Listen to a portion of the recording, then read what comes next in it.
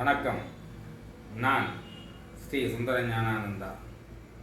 Guha YouTube channel வாயிலாக உங்களை காணும்போது மிக்க மகிழ்ச்சி. நேற்று ஒரு அரசியல் பதிவு போட்டிருந்தேன். அதுக்கு ஒரு சகோதரி இந்த மாதிரி இதுக்கு ஒரு விளக்க படங்களோடு நீங்கள் போட்டிங்கன்னா புரியறதுக்கு ஈஸியாக இருக்கும் அப்படின்னு சொல்லி போட்டிருந்தாங்க. இப்போ உதாரணமாக ஒரு ஜாதகம் ஒரு பாடல், அருமையான பாடல் அரசியலுக்கு ஏற்ற பாடல் ஒன்று இருக்குது. நலமான கடகந்தண்ணில் காரியம் இருக்க, நல்லதோர் ஜென்மனுமே நயமாக ஏழில், பலமான பஞ்சமத்தோன் ஜென்மம் ரெண்டில், பாராளும் மன்னன் பன்னொன்றில், அனலியும் புந்தி பஞ்சமத்தில் இருக்க, அசுரகுரு அறவும் ஆறில் குக்க, அப்பனே கூறுகிறேன் அரசனுக்கு அரசனாய் இவ்வையதனில் வாழ்வான் அப்படின்னு சொல்லி ஒரு பாடல் இருக்கு. அதாவது நலமான கடகந்தண்ணில் காரியம் இருக்குங்கிறார். அப்ப நலமான கடகந்தண்ணில்னா கடக லக்னத்துல காரியம் சொல்லக்கூடிய சனி இருந்து, நல்லதோர் ஜென்மனுமே நயமாக ஏழில்ங்கிறார்.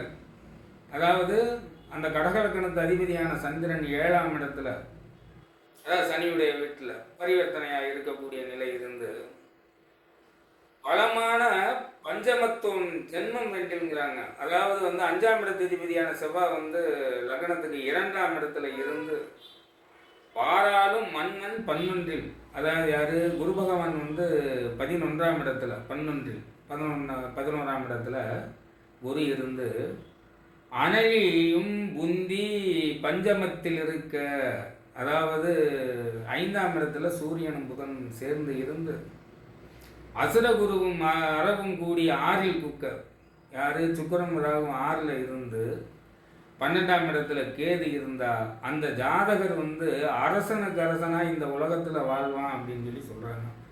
உதாரணமா பார்க்க போனீங்கன்னா இந்த பாடல் அம்மையார் இந்திரா காந்தி அவர்களுக்கு மிக அருமையா பொருந்தும்.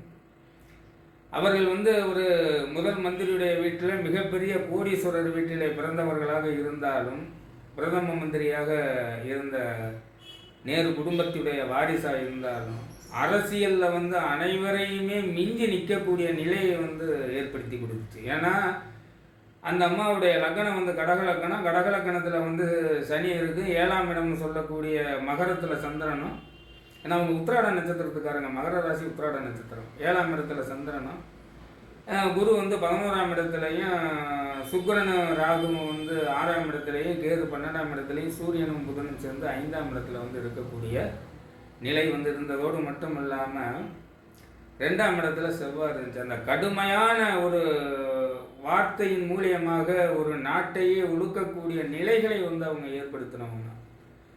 அவர்களுடைய வாழ்வியலில் பலவிதமான பிரச்சனைகளை சந்திக்கக்கூடிய நிலைகள் இருந்திருந்தாலும், ஆனால் அரசாளக்கூடிய நிலையில் ஆளும் தன்மையில் அவர்களை இன்றைக்கு யாருமே ட்ரீட் பண்ண முடியல. ஏன்னா அந்த அளவுக்கு ஒரு சில சட்டங்களை, கடுமையான சட்டங்களை போட்டு தன்னுடைய நாட்டை தன்னுடைய கையிலே வைத்திருக்கக்கூடிய நிலையை ஏற்படுத்தக்கூடிய ஒரு இரும்பு பெண்மணியாக இருந்தாங்க. என்ன காரணம் அப்படின்னு பார்க்க போனீங்கன்னா, சந்திரனும் சனியும் பரிவர்த்தனையானது ஒன்று.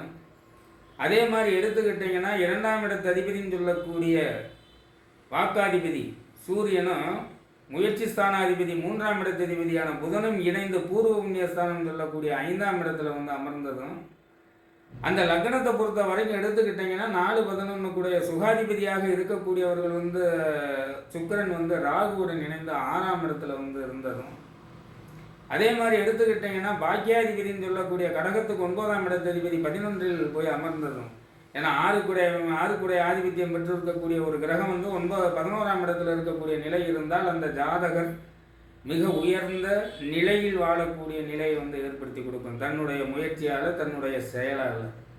இப்போ இந்த மாதிரி நிலைகளை அமைப்பு வரக்கூடிய ஜாதகர்கள் அரசியலில் வெற்றி அடையக்கூடிய சூழ்நிலையை ஏற்படுத்தி கொடுக்கும். நன்றி, வணக்கம்.